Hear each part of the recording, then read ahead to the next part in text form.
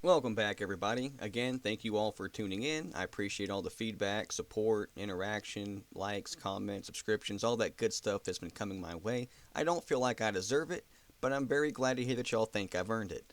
Um, Today, I'm going to try to make it super quick. I don't really have the time to dive into one of the bigger buildings that I want to show off, like the Salt Graduation Tower, for instance, and I want to wait till we finish the 122 level renovations to the factory behind me before showing that off. So I think today I'm just going to kind of go over the farmland and just kind of show off how I've done those different things, the different hutches I've built and livestock areas, just to give you guys some inspiration. If there's anything you see, I'm going to try to make this brief. So if there's anything you see that you want me to go over in more detail or maybe make a tutorial or instructional video on, let me know. If there's anything in the background that you see that is not at all related to what I'm talking about that you still have an interest in, throw a comment down there, message me or something, and I will happily make a video going over it. I've talked enough. Let's go ahead and cut the chit chat, and I will go show y'all what I'm going to show you. So I've shown this off before. This hasn't really changed. We are going through and upgrading our soil to Terra Preta, but I have talked about before how I hate having the random holes of water in my farmland. I don't like how few spaces you can have in between for the purpose of irrigation. So I did go ahead and do that method, but then I covered them up with these pedestals, and I went ahead and just chiseled them out and made it look like it was an irrigation system, as if water is pumped out from here, from our water system, which I've showed off in the other videos, and then it just, through these sprinklers, it just irrigates this whole thing, when in actuality it's just the holes of water underneath. Now, I could have just did the holes, put a trap door on it, or chiseled something to cover it up, and then just went on about my day, but I felt like this was much more interesting.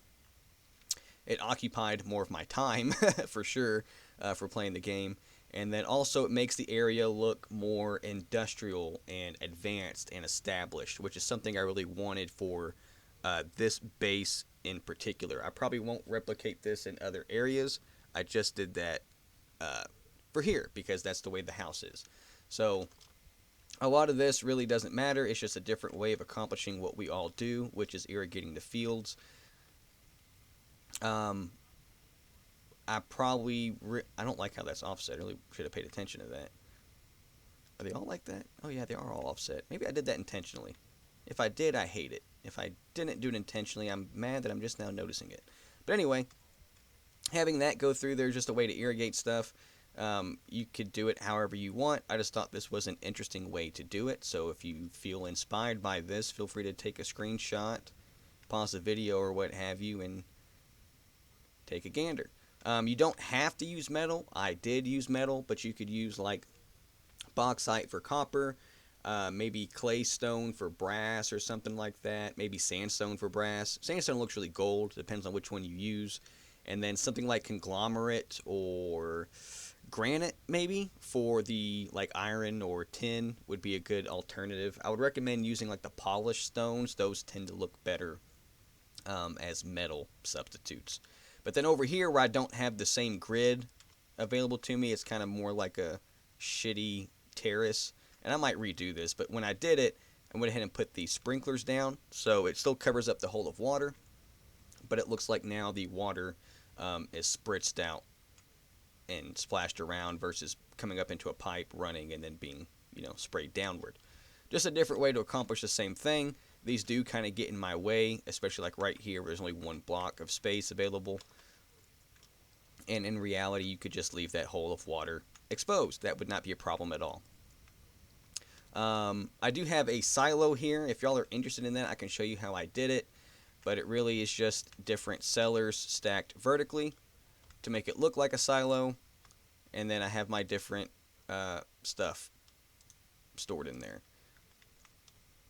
Really all it is, if y'all want more about it, I could definitely show you more about it, but not everybody wants to spend the time doing this, and it is a lot easier to build your cellars downward. So really you could have done, I think a root cellar is the word I'm thinking of, like a spiral staircase type one, going down, and it would have accomplished the same thing that I've done here. I just wanted to build it vertically because I felt like having something tall right there was just needed for that really even skyline, because it looks like a lot of these buildings are on the same plane with their roof, And then I had those trees poking up.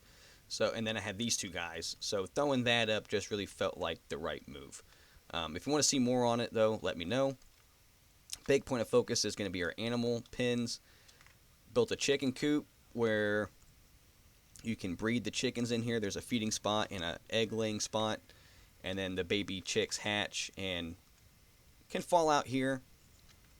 And also, participate once they grow up in the breeding and stuff. I do have hen boxes right here. And then also some feeding done automatically with chutes. I'm sorry, I could have used chutes, but with hoppers. I was using hoppers, but then I wanted more storage space because I have a lot of grains. And so I put crates on top of them. You don't have to do it that way. You could just did a chute underneath the crate, or you could have did just a hopper. The only problem is I feel like the chutes going down underneath here would not have blocked the baby chickens from being able to get out of the pen. So having the big ass hopper right there just kind of functions as a wall. But as long as you chisel it down properly on this side, and they can get access to the side of the trough, they can get down here and eat and reproduce. And then because I have these chickens sectioned off, I can kill all of these motherfuckers in here without a worry. And I can know that when these guys reproduce, more chickens will come down here and grow up. I just have this stuff out here to facilitate them breeding more, so that way I can have a lot of feathers for arrows. And then I also like getting the eggs for rot purposes, because I can just throw those in my rot machine over there, and it will eventually turn into rot. I thought about making the whole fence chain link, but at the time I had a regular fence, and then I chiseled a fancy bit to go on top of it, but they were still getting out, so I just chiseled up even further and made a chain link upper half, essentially. And then the rabbits were having a similar problem. They needed more space than what they had, so I expanded this, built a little shed right here, and then chiseled out this doorway. I had the male sectioned off by himself, so as long as I remember not to kill all the females in here, I never have a problem. They can easily be fed through these holes in the side that I've chiseled. Again, feel free to pause the video at any point. But I like the... You could have done this out... You don't have to do it out of metal. Again, I did it out of metal. I believe this is tin, not iron. But I like the chain link fence. I said chain leak. I like the fence. I like that. And they got enough room in there, but it gets really crowded really quick because, they're fucking like rabbits. But over here is just a barn where we store some tools for farming, and then just like storing grass and other, plant materials like the papyrus and the cattails and stuff. And then right here is where a similar automatic feed system. As you see, I use chutes and crates instead of hoppers. And then the other side is just blocked with a chiseled board, essentially, just so that way nothing can get through. And I do have trap doors on this side, just so I can, if for some reason I need to access the chute, I can access it. But now it's also covered up and hidden. And the graded trap doors just kind of look, they just look interesting. Better than just having like a plain, boring, flat surface. And then the troughs are underneath. They get fed by whatever I put in there. I don't know if y'all remember Zaboomafoo. Maybe I'm too old. But I feel like, maybe I'm too old and I'm not remembering correctly, but I feel like there was some kind of feeding mechanism that had like a turnstile and like labels. Like it was a gumball machine type thing that dispersed different foods for Zaboomafoo. Or maybe the different animals they were having on the show. So my plan is to have like different feeds in these crates to feed the animals. Like they don't need a nutritional variety, at least not yet. It would be interesting if Tyron added that, or Tyron, however you say the name. I've only ever seen it written. But it'd be interesting if the developers of this game added nutritional requirements for the animals, and then you'd have to like give them fruits and grains and stuff like that, so that way they could reach their max weight, or produce enough milk, or be healthy enough to breed, whatever the mechanism was. But it's unnecessary, but I thought it'd be cool to have different foods up in there feeding different things into the troughs. So that's my intent with that. These are just manually fed, but I felt like I don't know. I could have automated it. I just did not feel like doing it, and this was good enough. And with the way they breed, it just really wasn't necessary. And plus, we're at a point now where I really don't need their hides and stuff all that much. The only thing I really need them for is to get the meat, for salting, and then also any excess gets used for making rot, for the purpose of making the farms, the fertilizer for the farms, and making them have all their nutrients that they need. God, I couldn't think. So I could have made that automated, but I didn't. It was easy to incorporate it into the barn for the pigs and for the goats on the other side. The chicken one kind of took some rearranging right here, but I like doing this a lot better versus having to go inside, giggity, every time and manually lay down the feed. So I think that was worth it. Whereas the rabbit one, I can easily reach over here and access this and feed them, and it's not a problem. The goats have their own little shed right here as a house, just to facilitate that it looks like I'm actually caring for them and not just leaving them out in the elements. Same thing right here, a little awning for the pigs, and the goats over here have their own little shack thing. Over here at the goats, though, you can see that I've done a different type of feeder. I had to build a structure. Now, I could have just did one crate and one chute and just had it go into one trough and done that like 3 or 4 times over different areas. But I felt like having them close together just makes it easier for me to walk up here and just access the crates and put the food in there and let it do its thing. Run around. I don't know why I'm running. I have creative mode on, but this is basically the same design on each side, just minor tweaks in what was chiseled and how it was chiseled.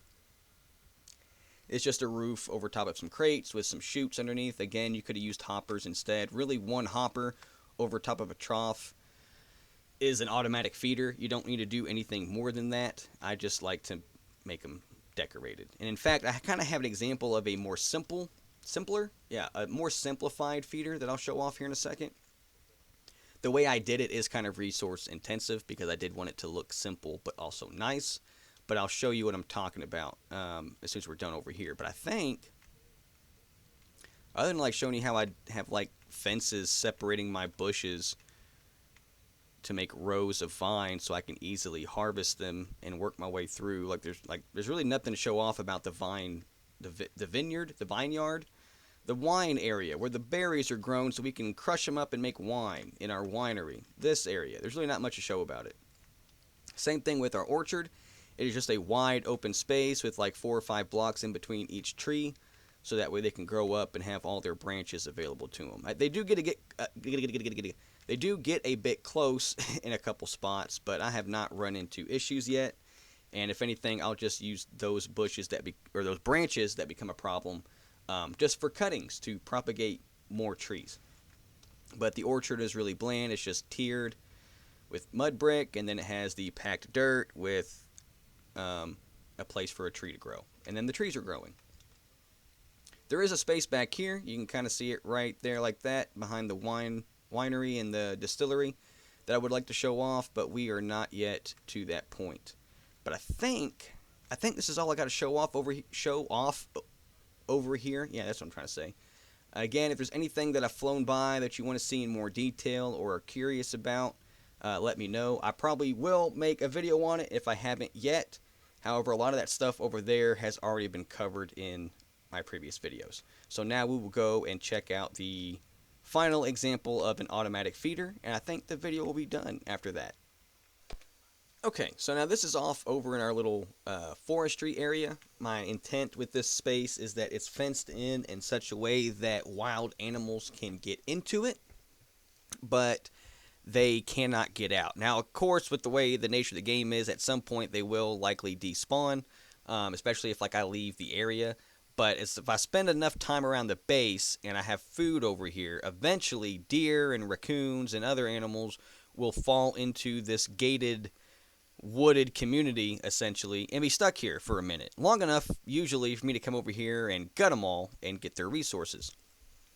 So there is just some troughs set around. I can't see any right now, but one of them I stylized up to make it look like it's a feeder. It is literally just a hopper, and I did want it taller, so I did add a chute underneath it that goes into a trough. So you just put feed in here. I usually use dry grass because that's cheap, have a lot of it, and the wild deer and goats and sheep, and I think also the pigs too, I believe, are all attracted to it. So if they're nearby, if they spawn, I picked a space where I had seen them spawn a lot. If they spawn nearby, even outside of my gated community here, like up on this ledge, they'll get triggered if they're in the radius or walk within the radius of this being feed inside this trough, and then their pathfinding will direct them in here. So I have this little step up right here. They can walk up and fall down in. I got one over there. Like I said, this is elevated, so they'll just walk off into this space. But there is wattle fencing all the way around this whole space over here, just so nothing can get out. I also have the bushes and the fruit trees to attract raccoons and foxes and the like. And I believe also, I don't have any here. I'm supposed to have skeps out here that have bees in them to attract raccoons as well. And then we'll go out here and kill them. We do that for the bush meat. Just because it lasts longer, and then also we can get the bush meat, and if we have too much, we don't need to salt it or anything, then we can, or cook it or whatever, we can just use it for rot. So occasionally I'll come out here, put some dry grass down, or check for the raccoons that are coming for the bushes, and we just have a little bit of a source of different game. This was a lot more useful prior to the farms with the livestock being up and running, so this really doesn't serve that much of a purpose. But I will say you could take one of these and put it out in a field somewhere and then get like a stack of dirt to stand on and just fill this motherfucker up with grass and just let deer get attracted to it. And when they go to eat it, just pop them with an arrow, wait a second, and they'll come back, pop them with an arrow, wait a second, and just keep doing that, or hit them with a spear if you're close enough or good enough. And then you can hunt that way, kind of like setting up a salt lick and then sitting in a hunting stand nearby or behind a blind. That is something I've done. I'm not going to go fly off and show that off, but I do have a hunting stand somewhere where there's a trough in the ground, and I just fill it up with food, and I wait. I'll sit there and smoke a cigarette or scroll on my phone, wait for a deer to come by, and then pop it. I think, though, that's all I have to show off for this video.